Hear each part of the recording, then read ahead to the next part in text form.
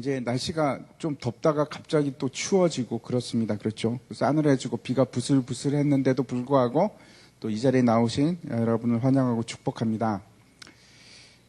제가 이제 이렇게 따져보니까 금요 기도회에서 이제 고린도 전설을 못한 지가 한 달 정도 되는 것 같습니다. 그래서 그동안에 뭐 외국 선교팀도 왔었고, 그 다음에 특별 새벽 기도도 하고 하느라고 우리가 이제 오랫동안 고린도 전설을 못했습니다. 그래서 아마 여러분 마음에도 잘 기억도 나지 않고 그럴 것 같은데, 제가 다시 한번 간략하게 우리가 앞에 있었던 내용을 말씀드리겠습니다. 이제 오늘부터 4장, 벌써 이제 4장입니다. 4장에 들어가는데, 고린도 교회가 그런 교회였습니다. 문제가 많은 교회였습니다. 그렇죠? 교회가 문제가 많았는데, 가장 큰 문제는 그 교회에 파벌이 있었던 겁니다. 분파가 있었습니다. 너는 바울 파라, 너는 아볼로 파라, 너는 게바 파라, 뭐 너는 그리스도 파라, 뭐 이렇게 파들이 있었는데, 문제는 이 파들이 협력해서 교회를 잘 세워가면 상관이 없습니다. 그 파가 많으면 뭐 어떻습니까? 근데 그게 아니고 이제 파벌이 생기고 싸우는 겁니다. 너는 이게 뭐냐? 너는 그러면 안 되지. 이래서 안 돼 하고 이제 서로 비난하고 헐뜯고 하는 일을 하는 겁니다. 그 교회가 고린도 교회만 그런 것이 아니고 그렇죠. 얼마나 많은 교회들에 이런 문제가 있겠습니까? 진통이 있습니다. 교회마다. 이런 속에서 사도 바울이 이제 가장 먼저 꺼낸 얘기가 복음입니다.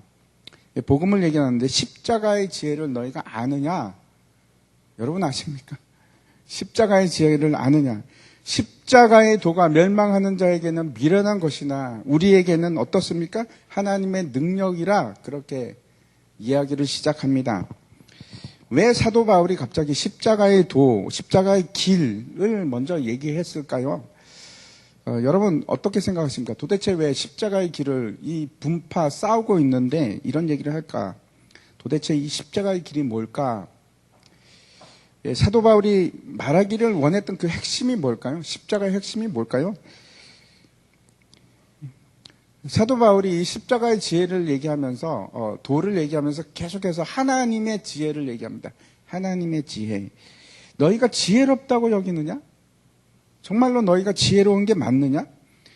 십자가를 한번 여러분 잘 생각해 보시기 바랍니다. 십자가는 어떤 것인가 하면 우리로 아무것도 자랑하지 못하게끔 만드는 것이 십자가입니다. 믿으십니까? 십자가 앞에서 우리는 자랑할 것이 아무것도 없습니다. 지혜 있는 자들을 부끄럽게 하는 것이 십자가입니다. 왜 사람들이 싸움을 할까요? 왜 사람들이 비난을 할까요? 이유가 뭐라고 생각하십니까? 잘나서 그렇습니다. 다들 잘나서. 내가 똑똑하니까. 그래서 그러는 겁니다. 내가 너보다 낫지. 아무리 생각해도 나는 너보다 나아. 이겁니다. 결국 그것이 싸움의 원인이 됩니다. 내가 잘났으니까. 십자가의 도는 자랑할 것이 없는데 나는 왜 싸우느냐? 자랑할 것이 많아서 그렇습니다. 내가 잘나서. 여전히 우리가 십자가가 관계가 없으면 남을 비난하게 되어 있습니다. 자랑할 것이 많으니까. 내가 똑똑하고 잘나서 그래서 싸움이 생기는 겁니다. 그렇지 않은 싸움이 있습니까? 부부와 그 남편과 아내의 싸움도 마찬가지 아닙니까? 내가 잘나서 당신보다 내가 더 알지. 당신은 틀렸지. 이거 아니겠습니까? 네가 옳으냐 내가 옳으냐 하는 문제입니다. 두 번째 얘기하는 것이 있습니다. 첫 번째 십자가의 도에 대해서 얘기를 하고 자랑할 것이 없습니다. 우리는. 두 번째 얘기하는 것은 너희가 아직도 영에 속한 자가 아니라 육신에 속한 자로구나 라고 얘기를 합니다. 육신에 속한 자들이 어떤 자들입니까? 아직도 성령의 지배를 받지 못하는 자들. 여전히 내 욕심에 내 육체에 끌려서 사는 사람들. 예수 믿지만 삶은 계속 그렇게 사는 겁니다. 그래서 여러분은 어떻습니까? 여러분은 여전히 자랑할 것이 있으신 분들입니까? 여러분은 육신에 속한 사람이 아니라 영에 속한 사람이 분명합니까? 여러분 어떻게 생각하십니까? 나는 영에 속한 사람이라고 생각하십니까? 목사님 저는 그래도 육신에 속한 사람은 아닙니다. 제가 예수를 믿은 지 한 20년 됐고요. 제가 여전히 지금도 육신에 속한 사람이겠습니까? 저는 성령의 지배를 받습니다. 근데 여러분, 그렇게 하면은 증거가 있어야 됩니다. 증거가 필요합니다. 예수를 믿는데 내가 영에 속한 사람이 된다 하는 것은 기간하고도 상관없습니다. 만약에 여러분이 육신에 속한 사람이 아니라면 어떤 증거가 드러나기 시작해야 됩니까? 내 속에 성령이 거하기 시작하면 반드시 증거가 드러납니다. 어떤 증거가 드러날까요? 성령의 열매가 드러날 수밖에 없습니다. 잘 아시죠? 우리 다시 한번 볼까요? 성령의 열매가 어떤 것인지. 갈라디아서 5장입니다. 같이 읽겠습니다. 시작. 오직 성령의 열매는 사랑과 희락과 화평과 오래 참음과 자비와 양성과 충성과 온유와 절제니 이 같은 것을 금지할 법이 없느니라. 내가 막을 수도 없고 법으로도 규제가 안 되는 것이 있습니다. 성령의 열매입니다. 성령이 내 안에 거하기 시작하면은 그냥 저절로 드러나는 겁니다. 막을 방법이 없습니다. 아무것도 금지할 법이 없습니다. 사랑하고 온유하고 오래 참고 자비가 있고 양선이 있고 이런 것이 드러나지 않으면 여러분 속에서 다른 사람들이 야, 저 사람 정말 사랑하는 사람이구나. 저 사람은 진짜 오래 삶는 사람이구나. 저 사람은 정말 절제하는 사람이구나. 그런 것이 드러나지 않으면 여전히 나는 육신에 속한 사람들입니다.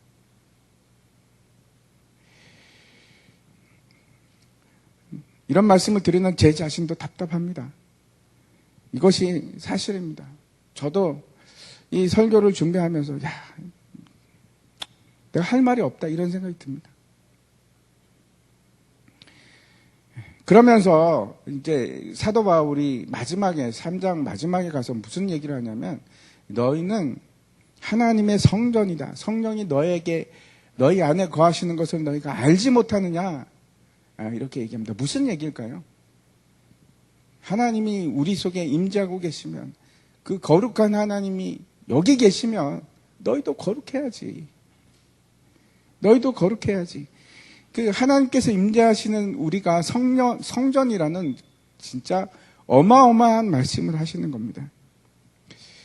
그래서 우리가 거룩하고 뿐만 아니고 우리가 모이는 자체도 거룩해야 됩니다. 여러분 성도님들끼리 만나서 거룩하셔야 됩니다. 쓸데없는 얘기하지 마시고 덕이 안 되는 얘기 하시면 안 됩니다. 거룩한 얘기 하십시오. 모임 자체도 거룩해야 됩니다. 우리는 하나님의 성전이니까 시시껄렁한 그 시장에서나 들을 수 있는 그런 얘기 해서는 안 됩니다. 내가 비난하고 비판하고 책망하고 그런 사람이 아니고 관용을 베풀고 사랑하고 평화를 이루고 그게 거룩입니다. 오래 참고 온유하고 희락을 나타내고 사랑을 나타내는 사람. 거룩한다는 것이 어떤 건가 하면 세상을 닮아가는 것이 아니고 하나님을 닮아가는 것이 그게 거룩입니다. 그래서 성령의 지배를 받는 게 거룩한 겁니다. 여기까지가 3장 얘기입니다. 여기까지가. 오늘 이제 본문의 4장부터는 이 얘기가 좀 달라집니다. 이제 각각의 문제들에 대해서 이제 구체적으로 언급하기 시작합니다. 가장 먼저 이제 4장에서 말씀하는 것은 뭐라고 하는가 하면 우리는 그리스도의 일꾼이다 하는 얘기를 시작으로 합니다. 먼저 1절 말씀 한번 보도록 하겠습니다. 1절. 4장 1절입니다. 4장 1절. 같이 읽겠습니다. 시작. 사람이 마땅히 우리를 그리스도의 일꾼이요 하나님의 비밀을 맡은 자로 여길지어다. 첫 번째 말씀하는 것이 뭐라고 하는가 하면 우리는 그리스도의 일꾼이다 이렇게 얘기합니다. 이 일꾼이라는 것이 뭘까요? 일꾼이라는 것은 그 성경에는 그 비슷한 단어들이 굉장히 많이 나옵니다. 종이라는 말이라든지 아니면은 그 노예라든지 뭐 이런 여러 가지 뭐 일꾼 이런 비슷한 말들이 나오는데 디아코노스, 데라폰 이런 말도 있고 둘로스 이런 말도 있고 뭐 여러 단어들이 나옵니다. 그런데 이 일꾼이다 하는 말은 히페레테스라는 말인데 그게 이제 어떤 뜻인가 하면 이런 겁니다. 가장 중요한 것은 지시를 받아서 행하는 사람입니다. 지시를 받아서 행하는 사람. 그런 뜻이 저 일꾼이라는 의미입니다. 그게 무슨 말인가 하면 자신이 독자적으로 어떤 것을 결정해서 뭘 하고 이런 사람이 아니고 누군가의 지시를 받아서 그 지시를 순종하는 사람을 말합니다. 그래서 이제 그 휘페레테스라는 말이 주로 배에 관계된 얘기인데 두 가지를 우리가 생각을 합니다. 하나는 그래서 어떤 사람들이 이렇게 얘기합니다. 이거는 밑에 배 여러분 이제 그 혹시 배너 같은 영화 보셨습니까? 그 옛날 로마 영화 보면 배 밑에 이제 사람들이 노 젓는 사람들이 있습니다. 그렇죠? 이제 다 이게 쇠고랑차고 하는 일이 노를 젓는 겁니다. 그 사람을 얘기하는 건가? 아니면은 키를 잡는 사람을 얘기하는 건가? 어떤 사람은 저 노 젓는 그 노예들을 얘기한다고 생각을 하는데 그렇지 않은 것 같습니다. 왜냐하면 성경의 다른 본문들을 찾아보면 그런 뜻은 아니고 키를 잡고 있는 사람입니다. 이제 명령을 딱 떨어지면 선장이 명령이 떨어지면 그 선장의 명령대로 키로 방향을 조절하는 사람 뭐 이런 사람인 것 같습니다. 그런데 이 사람은 제가 이제 기억하십시오. 하나님의 명령을 받아서 그 일을 실행하는 사람이고 두 번째는 뭐라고 합니까? 하나님의 비밀을 맡은 자다 이렇게 얘기를 합니다. 이 비밀이라는 것은 미스테리온이라는 말인데 신비롭고 참 놀라운 그 숨겨진 것 뭐 이런 겁니다. 도대체 이게 뭘까요? 하나님의 비밀이라는 것이 도대체 뭘까? 감추어져 있는 것이 아니고 우리에게는 알려지기 시작한 겁니다. 물론 이것을 우리가 다 이해할 수는 없습니다만 그렇지만 이 비밀을 우리는 맡은 자입니다. 이 비밀을 전달하는 사람입니다.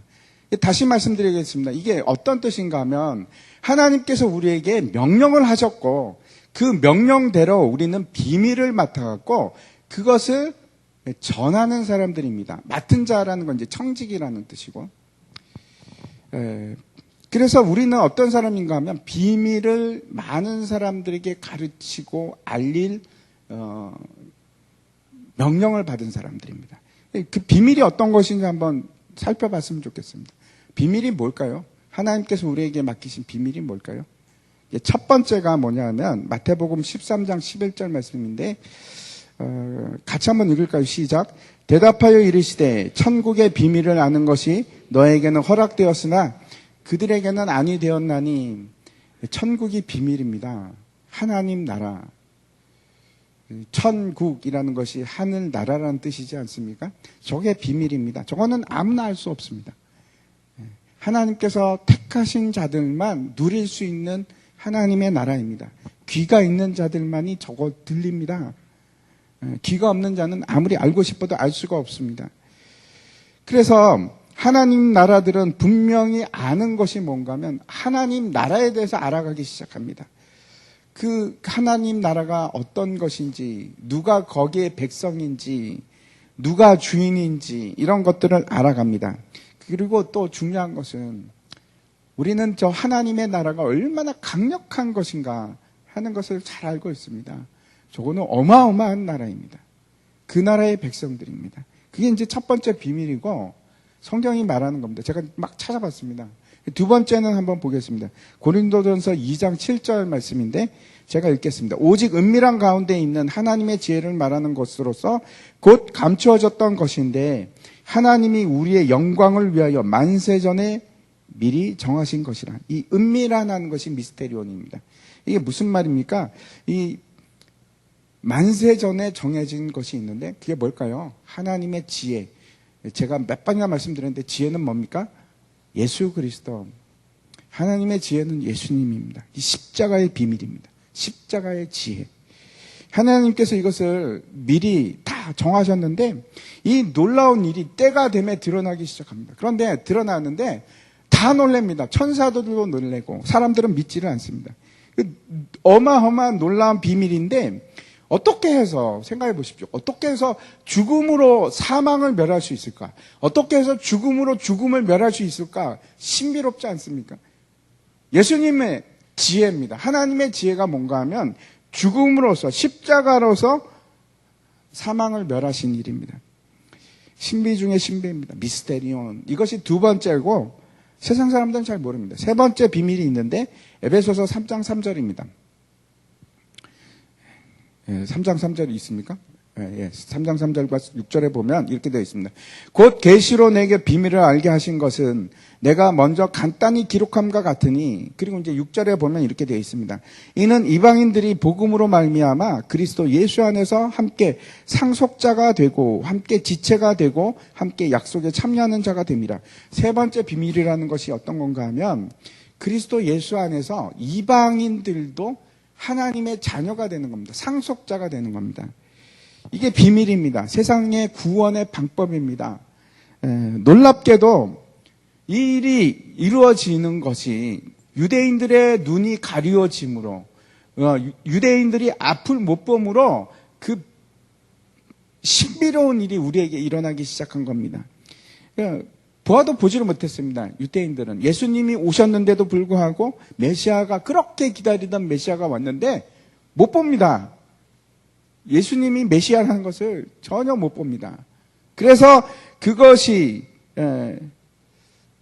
예수님께서 죽음으로 몰아가고 죽을 범죄자가 되고 여기서 죄사함이 우리에게까지 미치기 시작합니다. 이게 하나님의 신비로운 비밀입니다. 이 일을 통해서 복음이 세계 만방으로 흘러가기 시작했습니다. 그리고 네 번째 비밀을 보겠습니다. 네 번째 비밀은 로마서 11장인데 같이 한번 읽겠습니다. 시작. 형제들아, 너희가 스스로 지혜 있다 하면서 이 신비를 너희가 모르기를 내가 원하지 아니하노니, 이 신비는 이방인의 충만한 수가 들어오기까지 이스라엘의 덜어는 우둔하게 된 것이라. 유대인이 예수 그리스도를 버리는 것으로 끝났습니까? 끝난 것처럼 보였는데 끝나지 않았습니다. 끝나지 않고 다시 이방인의 충만한 숫자가 돌아오면 그때부터 유대인들이 돌아오기 시작합니다. 여러분 아시죠? 지금 유대인들이 막 돌아오고 있는 거. 이방인의 충만한 숫자가 채워져 가고 있기 때문에 지금 막 돌아오고 있습니다. 이게 신비입니다. 이 비밀입니다. 지금도 이제 그런 사람들을 우리가 메시아닉 주라고 하는데 지금 급격하게 늘어나고 있습니다. 굉장히 많아지고 있습니다. 이게 하나님의 비밀 중에 하나입니다. 이방인들이 메시아를 받아들이고 그것을 시기함으로 인해서 유대인들도 메시아에게 돌아오는 신비로운 일이 일어나기 시작합니다. 다섯 번째 비밀이 뭔지 한번 보겠습니다. 다섯 번째 비밀은 에베소서 5장 말씀인데 5장 31절 32절입니다. 같이 한번 읽겠습니다. 시작. 그러므로 사람이 부모를 떠나 그 아내와 합하여 그 둘이 한 육체가 될지니 이 비밀이 크도다. 나는 그리스도와 교회에 대하여 말하노라. 혹시 결혼이 하나님의 비밀이라는 말씀 들어보신 적 있으십니까? 그거 아셨습니까? 비밀인 거? 결혼이? 제가 이제 주례를 보기 전에 꼭 이제 그 신랑 신부들을 불러갖고 교육을 합니다. 오래 하지는 않고, 뭐 한 1시간 반 정도 이제 교육을 하는데, 왜요? 너무 짧아서 그러십니까? 제가 생각할 때 가장 중요한 것을 얘기를 합니다. 가장 중요한 걸 얘기하는데 가장 중요한 핵심이 뭔가 하면 결혼이 무엇인가? 사람들이 잘 모릅니다. 결혼이 왜 결혼을 합니까? 물어보면 대답하시는 분을 못 봤습니다. 이때까지. 그냥 나이가 차서 결혼하는 겁니까? 그냥 혼자 사는 것이 너무 외로워서? 그래서 결혼을 하는 겁니까? 하나님께서 하시라고 해서 하는 겁니까? 사랑하는 사람하고 헤어지기 싫어서 같이 있고 싶어서 결혼하는 겁니까? 하나님의 비밀이 있습니다. 비밀한 목적이 있습니다. 결혼은 곧 그리스도와 교회와의 관계하고 똑같습니다. 이게 무슨 말이냐면 구원에 이르기 위한 목적이 있습니다. 모르셨죠? 결혼을 왜 하는지. 이게 비밀입니다. 구원과 관계 있습니다. 여섯 번째 비밀이 있는데 데살로니가 후서 말씀입니다. 2장 7절인데 이거 한번 같이 읽겠습니다. 시작. 불법의 비밀이 이미 활동하였으나 지금은 그것을 막는 자가 있어 그 중에서 옮겨질 때까지 하리라. 불법의 비밀이란 이게 누구를 얘기하는 걸까요? 이게 계시록에 보면은 짐승과 그다음에 바벨론 뿔에 관한 것에 대해서 다 비밀이라고 얘기를 합니다. 비밀이라고. 적그리스도입니다. 적그리스도. 하나님의 교회를 해하려고 하는 세력이 있는데 그것이 비밀에 속합니다. 무슨 얘기냐면 아직도 감춰져 있습니다. 잘 모릅니다. 우리가 추측해서 알 수 있는 것은 아니고 조금씩 밝혀지고 있습니다. 그때가 되면 근데 걱정하지 마십시오. 그 비밀이 우리에게 이제 이런 일들이 일어나기 시작하면 그때는 우리가 분명히 반응하게 되어 있습니다. 우리가 하나님의 사람이면 금방 알게 되어 있습니다. 아, 이거구나.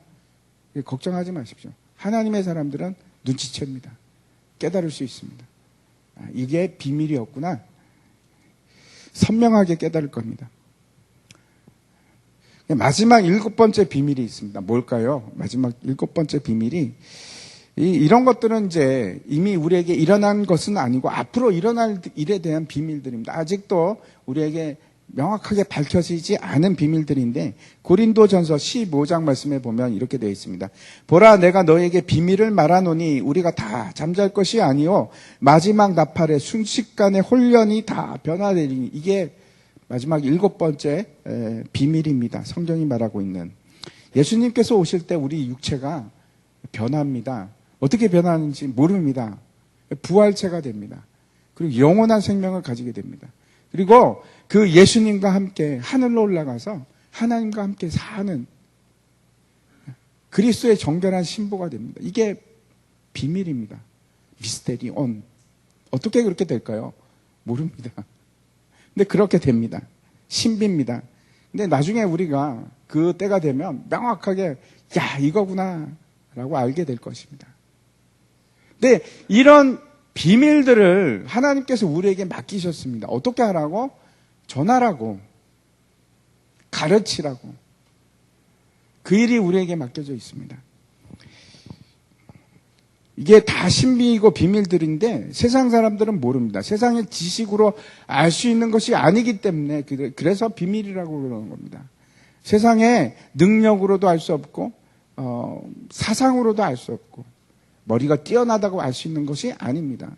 숨겨져 있습니다. 우리에게 밝혀진 것입니다. 우리는 다 이해하지 못합니다. 그렇죠. 우리가 저걸 어떻게 다 이해하겠습니까? 그런데 우리는 느낄 수가 있습니다. 두 번째, 이제 하나님의 지혜이신, 첫 번째가 그거죠. 첫 번째가 어떤 것인가 하면 하나님 나라가 비밀이었고, 한 장 넘겨주십시오. 또 한 장 넘겨주십시오.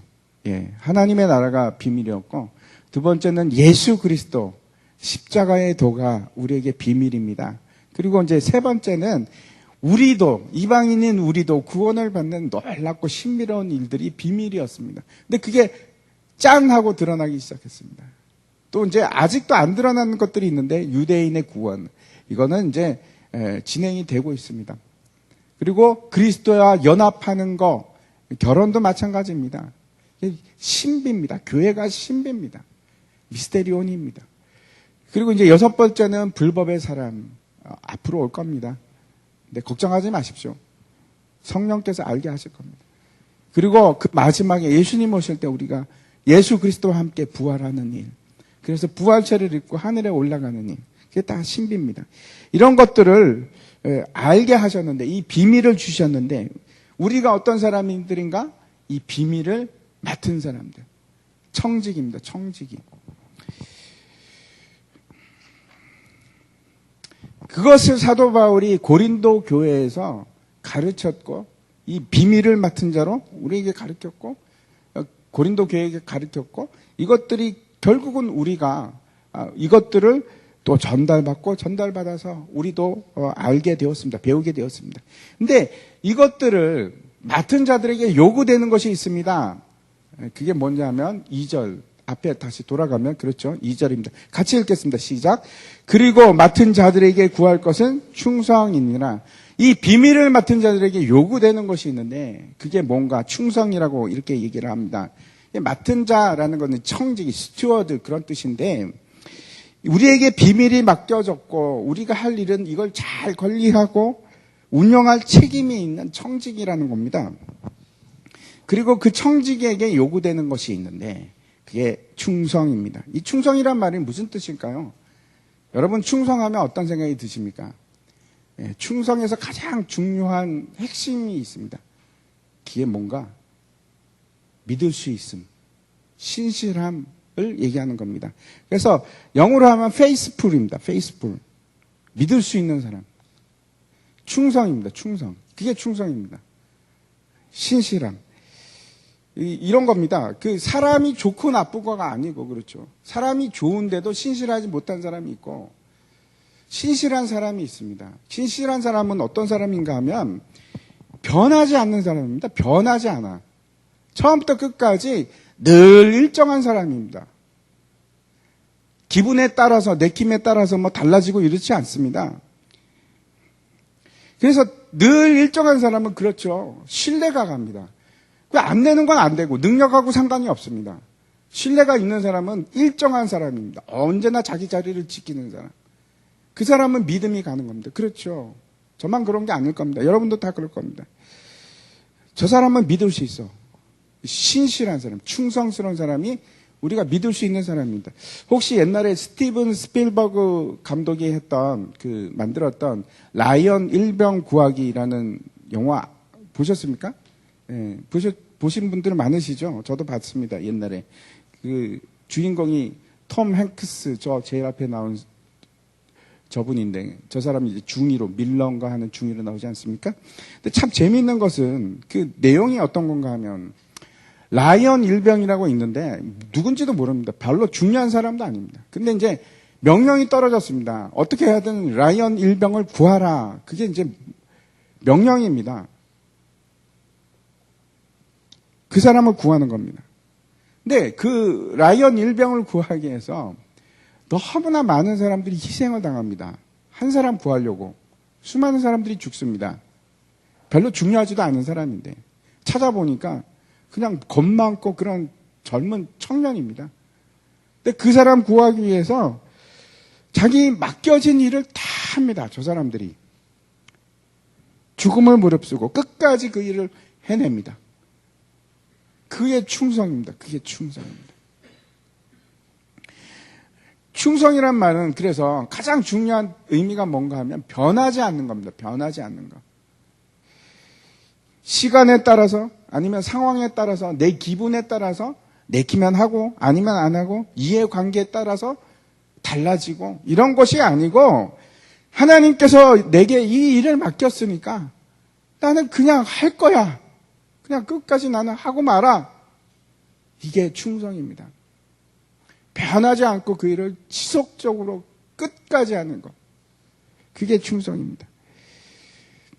제가 이제 여기까지 다시 정리한다면, 그래서 그리스도께서 우리에게 명령을 주셨고, 우리에게 그 비밀을 맡겼습니다. 우리가 그리스도의 일꾼이고, 또 어떤 사람인가 하나님의 비밀을 맡은 자들인데, 그 중요한 임무가 반드시 감당해야 할 일이 있는데, 그것을 요구받는 그것을 우리가 해내는 것. 그게 이제 충성입니다. 끝까지. 고린도 교회의 문제가 어떤 거였는가 하면 분파가 있는데 분열이 생겨져 있는데 그게 이제 도를 넘어서 그 분열된 분파들이 서로를 비난하는 겁니다. 반대를 하고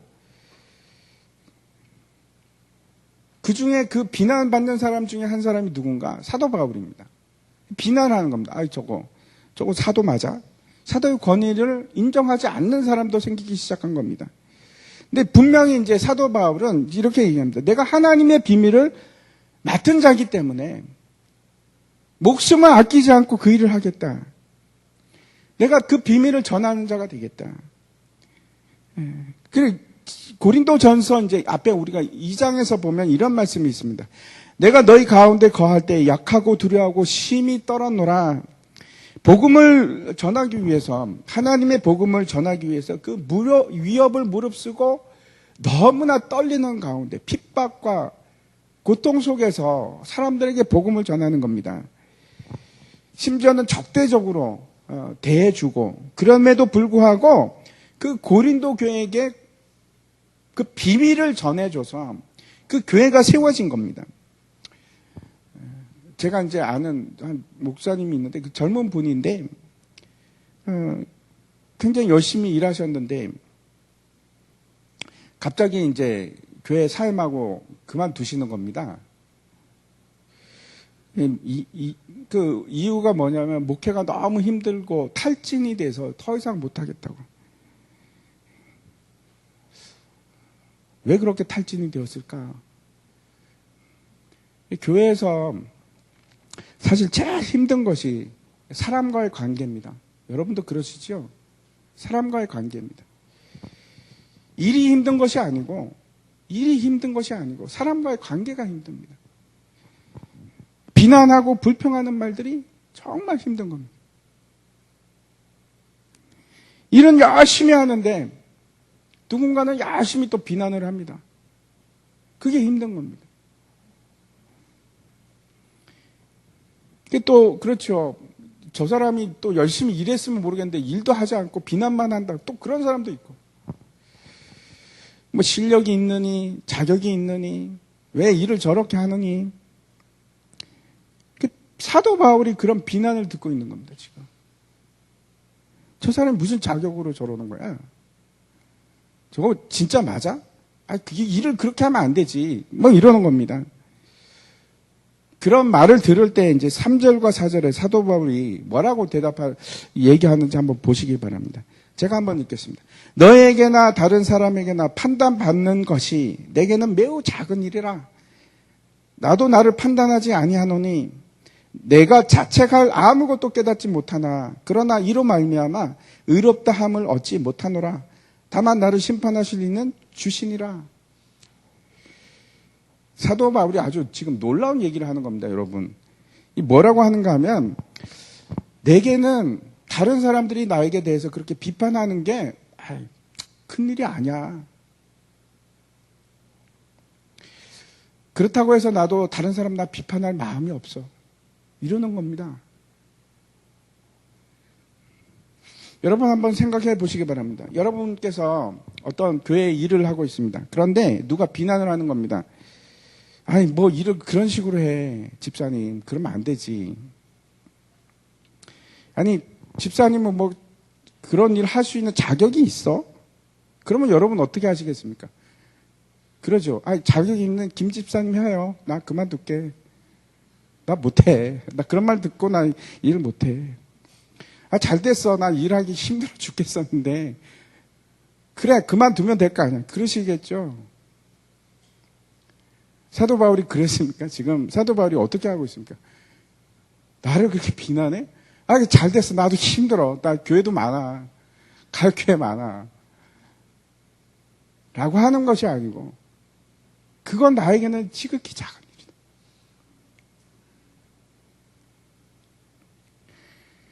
나는 그런 거 참고 무시할 수 있다. 이러는 겁니다. 왜 그렇습니까? 나는 그게 문제가 아니고 지금 하나님께서 나에게 맡기신 일이 있는데 그게 더 큰 일이라는 겁니다. 사람들이 나를 보는 것이 중요한 것이 아니고 하나님이 나를 보는 것이 더 중요하다. 사람들이 나를 비판하는 것이 중요한 것이 아니고 하나님께서 나를 어떻게 심판하실 것이 그게 더 중요하다. 그렇게 얘기하는 겁니다. 내게 맡겨진 일이 있는데 사람들이 욕하고 비난한다고 내가 그만둘 것인가? 교회에서 이제 일을 한다는 것이 그렇습니다. 내가 그 일을 하는 이유는 내가 우리 교회에서 가장 일을 잘하기 때문에 그 일에 대해서 잘하기 때문에 하는 겁니까? 아니요, 그렇지 않습니다. 그냥 내게 맡겨준 일이기 때문에 하는 겁니다. 다시 말씀드려서 교회 일을 하는데 시험 봐서 몇 점 이상 되면 이 일을 하십시오. 뭐 이럽니까? 그러지 않지 않습니까?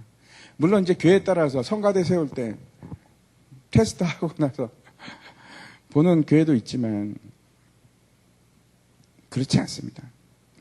교회 일들은 어떤 사람들이 하는 건가 하면 은혜 받고 하나님을 사랑하는 사람들이 하는 겁니다. 그게 교회 일을 할 수 있는 충분한 자격이 됩니다. 은혜 받은 사람입니다. 그래서 일은 못해도 되는가? 아니요, 일도 잘해죠. 열심히. 대충대충 하는 것이 아니고 최선을 다해서 죽게 하듯 하는 것이 그게 맞습니다. 그래서 어쩌면 교회 일을 하는 것이 세상의 일을 하는 것보다 훨씬 힘들 수 있습니다. 세상 일은 그냥 때려치면 되고 아니면 그냥 내가 하면 됩니다. 그냥 사회는 어떻습니까? 명령하고 지시하고 조직이 있고 시행하고 안 되면 잘리고 그렇죠. 그렇게 하면 됩니다. 조직화되고 계층화되고 교회는 그렇지 않습니다. 조직화되어 있지도 않고 계층화되어 있지도 않습니다. 혹시 여러분들 교회도 어떤 조직화하고 계층화되어 있다고 생각하지 마십시오. 교회는 그렇지 않습니다. 모든 지체가 다 직접 하나님께 예수 그리스도께 연결되어 있습니다. 누가 가운데 중간 계층이 있고 그렇지 않습니다. 그래서 힘든 겁니다. 그렇게 조직화되어 있고 계층화되어 있으면 명령하면 되고 그러면 효율적으로 그냥 잘 돌아가겠죠. 안 그러면 그냥 상벌을 내리면 되고 교회는 그렇지 않습니다. 전혀 그렇지 않습니다. 그런 조직이 아닙니다.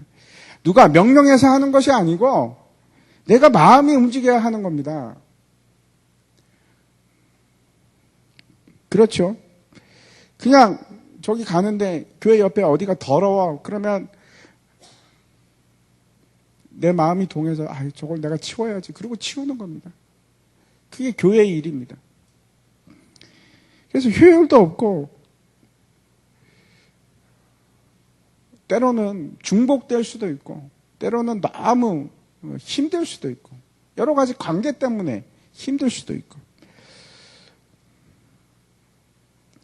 그래서 훨씬 더 부담 가는 일들이 많습니다. 교회 일들은 남을 배려해야 되고 남을 고려해야 되고 일들이 그래서 그냥 하는 것보다 훨씬 더 일이 많습니다.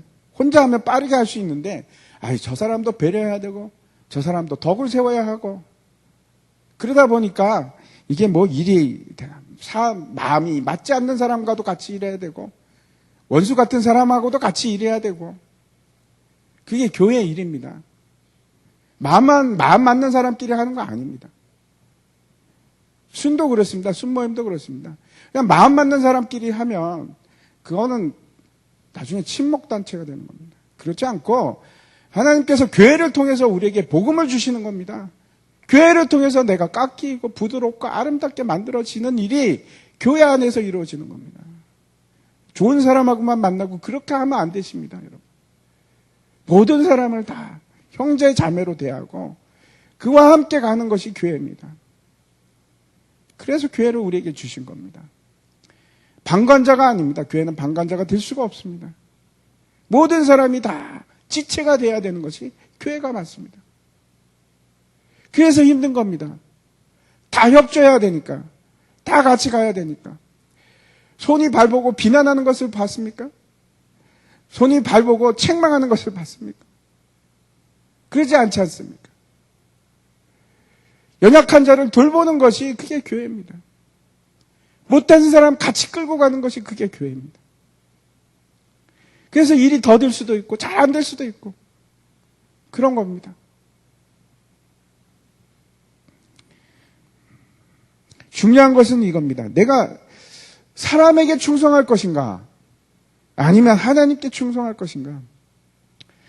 갈라디아서 1장 말씀 보시면 같이 한번 읽을까요? 시작. 이제 내가 사람들에게 좋게 하랴 하나님께 좋게 하랴 사람들에게 기쁨을 구하랴 내가 지금까지 사람들의 기쁨을 구하였다면 그리스도의 종이 아니니라. 맡은 자들에게 구할 것은 충성인데 누구에게 충성을 할 것인가? 내가 하나님께 충성할 건가? 아니면은 목사님께 충성할 건가? 아니면 저 권사님께 충성할 건가? 집사님께 충성할 건가? 누구에게 해야 됩니까? 사람 눈을 의식하는 것이 아니고 하나님께 충성하는 겁니다. 하나님께. 사람 보이기 위해서 사람들의 입맛에 맞추고 일을 한다면 그러면 사도 바울이 뭐라고 하는가 하면, 그러면 내가 그리스도의 종이 아니니라. 이렇게 얘기를 합니다. 그래서 사람들에게 오해도 받고 사람들에게 싫은 소리를 하면서도 묵묵히 그 일을 계속해 나가는 것. 비난을 받아도 못 들은 척하고 그렇게 하는 것. 사도 바울이 자기는 그런 데는 겁니다. 사람들의 판단하는 일이 나에게는 작은 일이라. 왜? 진짜 판단하실 분은 하나님밖에 없으니까. 그래서 이제 5절에 이렇게 얘기하고 있습니다. 4장 5절에 보면 이렇게 되어 있습니다. 그러므로 때가 이르기 전 곧 주께서 오시기까지 아무것도 판단하지 말라.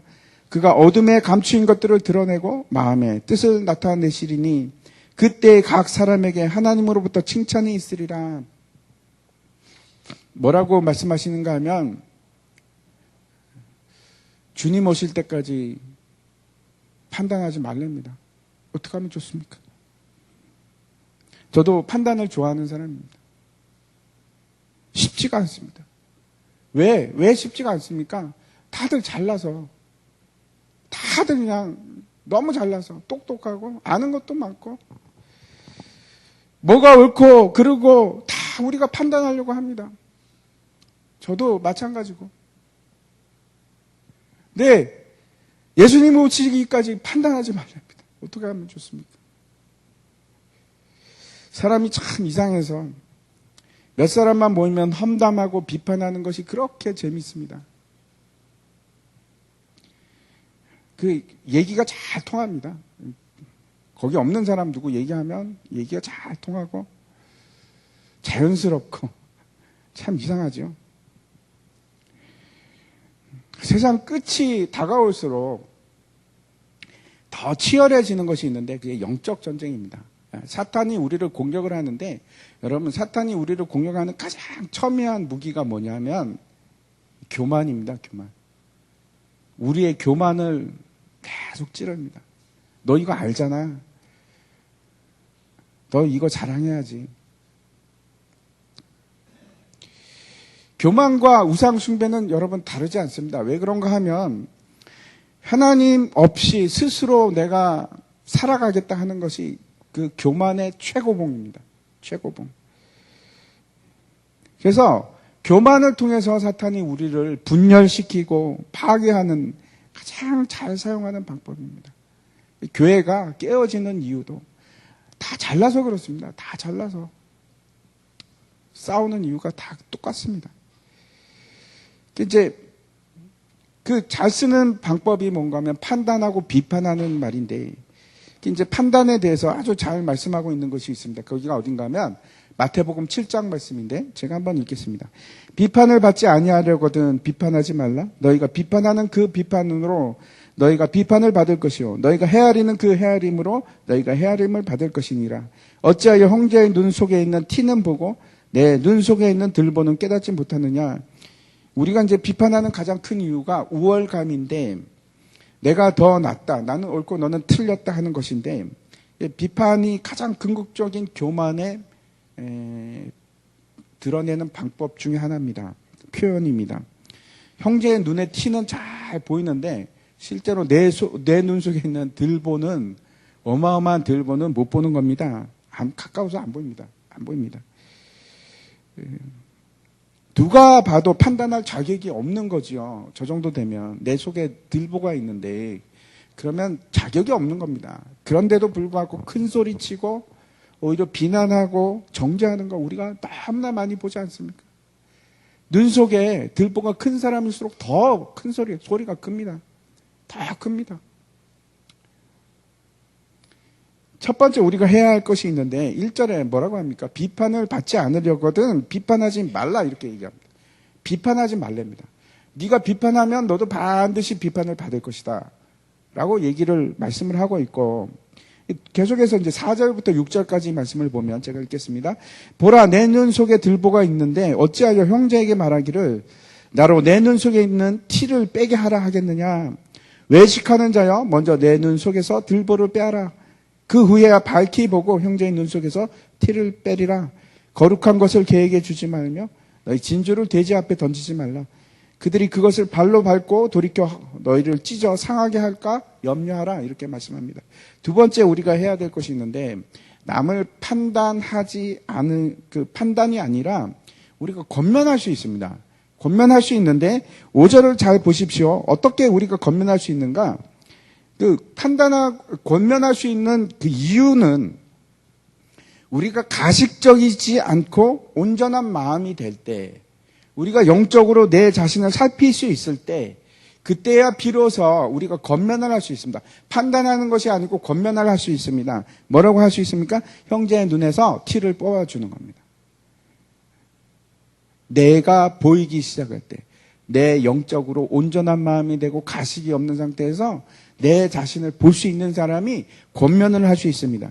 세 번째 있습니다. 6절에 보시면은 여기 이제 거룩한 것을 개에 주지 말고 진주를 돼지 앞에 던지지 말라 이렇게 말씀하고 있는데, 우리를 보호하기 위해서 세 번째입니다. 권면하지 말아야 될 때도 있습니다. 항상 권면해야 되는 게 아닙니다. 권면해서 오히려 해가 될 때가 있습니다. 어떻게 하는가 하면 거룩한 것을 개에게 주지 말라. 준비되지 않은 자에게, 돌이킬 수 없는 자에게는 권면도 하시면 안 됩니다. 권면도 하시면 안 되는 겁니다. 그냥 가만히 지켜보십시오. 오히려 우리를 해치기 위한 의도가 있는 자들에게는 그냥 가만히 있는 것이 더 낫습니다. 권면하는 것보다. 첫 번째 제가 말씀드린 거, 비판하지 말라. 비판하면 너는 반드시 비판을 받을 것이다. 두 번째, 내 자신을 돌아봐서 내가 온전하면, 영적으로 내 자신을 볼 수 있으면 그때 권면하는 겁니다. 그리고 이렇게 봐서 저 사람이 그걸 받아들일 생각도 없으면 권면하지 마는 겁니다. 하시면 안 됩니다. 판단은 언제까지 하지 않아야 됩니까? 예수님 오실 때까지 판단하지 마십시오. 저도 이 말을 하는 저도 마음이 무겁습니다.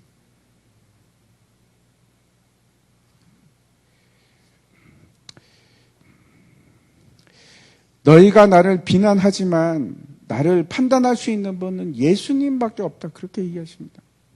오늘 저를 비롯해서 여러분, 이 말씀을 우리가 마음으로 받았으면 좋겠습니다. 마음으로 받았으면 좋겠습니다. 얼마 전에도 어떤 분이 저에게 찾아오셔서 그 얘기를 하는 겁니다. 사람들이 왜 자기 일도 아닌데 왜 그렇게 남의 일을 갖다가 신경 쓰고 비난을 할까요? 그 말씀을 듣는데 저도 막 괴로웠습니다.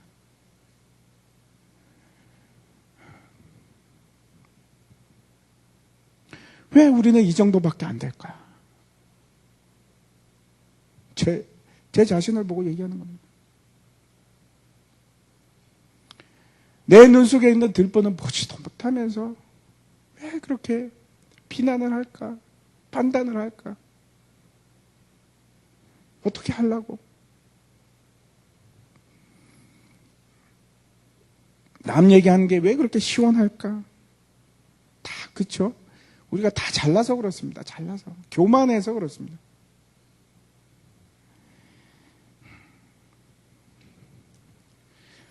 아직도 자랑할 것이 많습니다. 내가 조금 아는데 다 아는 것 같고,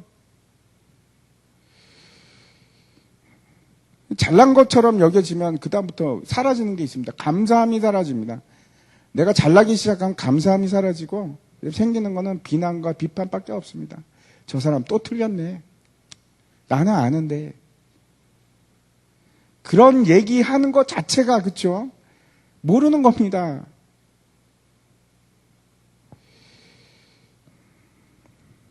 그 자체가 이미 나는 교만하다는 증거가 되는 겁니다. 그렇죠? 그렇지 않습니까?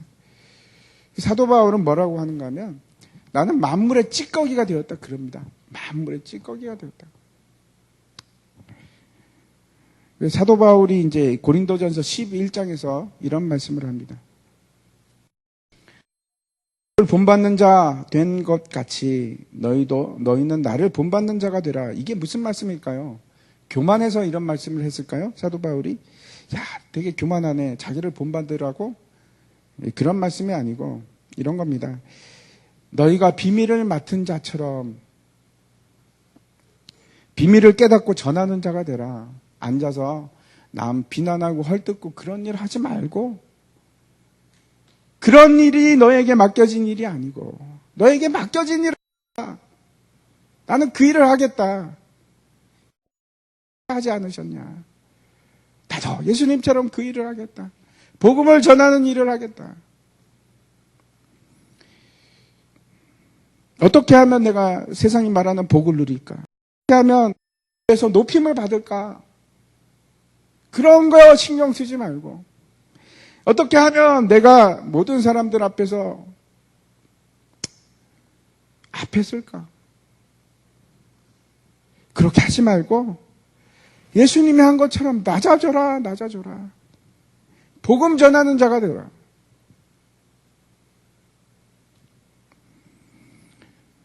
오늘 본문 마지막 구절 읽고 말씀을 이제 마치려고 합니다. 6절입니다. 같이 한번 읽을까요? 시작.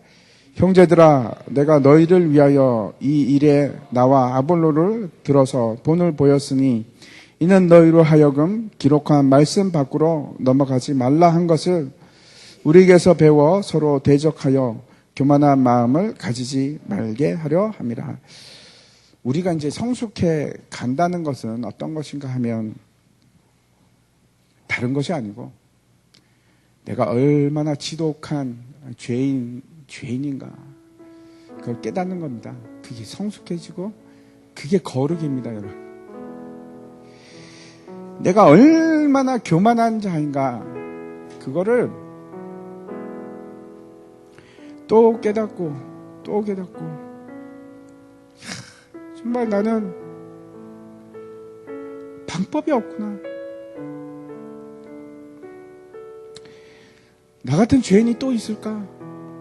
그렇게 하는 것이 여러분 거룩함입니다. 그게 성숙해지는 겁니다. 그걸 못 깨달으면 여전히 미성숙한 겁니다. 여전히 육신에 속한 자들이 되는 겁니다. 오늘 우리가 말씀 생각하시면서 같이 찬양했으면 좋겠는데, 우리 높아짐, 교만함 이런 거 다 비우고 예수님으로 채웠으면 좋겠습니다. 우물가에